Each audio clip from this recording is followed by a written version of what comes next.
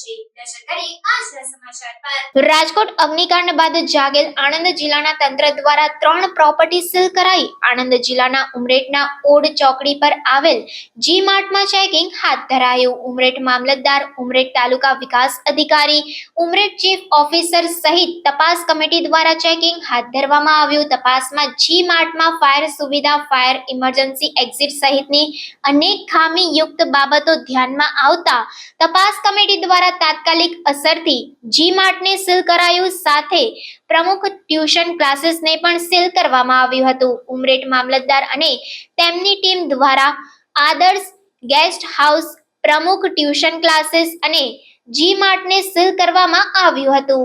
હું મામલતદાર ઉમરેઠ છું અને કલેક્ટર સાહેબ શ્રી આણંદ દ્વારા આજે તાજેતરમાં જે રાજકોટ દુર્ઘટના બની હતી એના ભાગરૂપે એક કમિટીની રચના કરવામાં આવી છે। એમાં અધ્યક્ષ હું છું, તાલુકા વિકાસ અધિકારી શ્રી છે, ચીફ ઓફિસર શ્રી છે, ફાયર ઓફિસર શ્રી છે, MGVCLના જુનિયર એન્જિનિયર શ્રી છે। એટલે આ કમિટીએ જે નોર્મ્સ નક્કી કરેલા એ નોર્મ્સ મુજબ અગાઉ રવિવારે બી અમે તપાસ હાથ ધરેલી અને આજે ફરી એ તપાસ રવિવારે કરેલી એની અંદર ક્ષતિઓ દૂર કરવા જણાવેલું એ આજે ફરી તપાસ કરતાં પણ ક્ષતિઓ દૂર થઈ ના હોય આ જી માર્ટ મોલ જાહેર હિતમાં ચાલુ રાખવો, કદાચ આકસ્મિક કોઈ દુર્ઘટના બને તો તકલીફ થાય એટલે આજે સીલ કરી દીધો। કમિટીએ સર્વાનુમતે નિર્ણય લઈ। આજરોજ કેટલી જગ્યાએ તપાસ હાથ ધરવામાં આવી હતી? આજરોજ અમે 4 જગ્યાએ તપાસ હાથ ધરેલી। એમાં આદર્શ ગેસ્ટ હાઉસ એ બી ફાયરના નોર્મ્સ નહોતા અને એની કોઈ પરવાનગી કે બીજી જે જોઈએ નેસેસિટી એ નથી।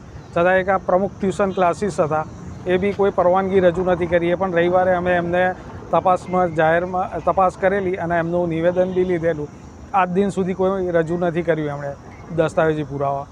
પછી આ અમર હોસ્પિટલ છે, એમને વોર્ન કર્યા છે, એમની કોઈ ફાયર NOC વગેરે નથી, છતાં બી કાલે અમે ફરી ત્યાં તપાસમાં જવાના છીએ અને આ જી માર્ટના બી કરેલી। એટલે આ રીતે 3 મિલકત સીલ કરી છે આજે, આદર્શ ગેસ્ટ હાઉસ, પ્રમુખ ટ્યુશન ક્લાસ અને જી માર્ટ। આગામી સમયમાં હજુ કેટલી તપાસ કરવાની રહેશે? જે અમે સંયુક્ત કમિટી છે, સંયુક્ત કમિટીમાં ખબર પડશે કે અહીં આગળ પબ્લિક ગેધરિંગ વધારે છે, અહીં આગળ પબ્લિક વધારે અવર જવર કરે છે, એવી જગ્યાએ અમે ચોક્કસપણે હજુ નિરંતર તપાસ અઠવાડિયું તો ચાલુ જ રહેશે અને પછી બી જરૂર જણાય વિશેષ આ જ કમિટી તપાસ કરશે સમયાંતરે।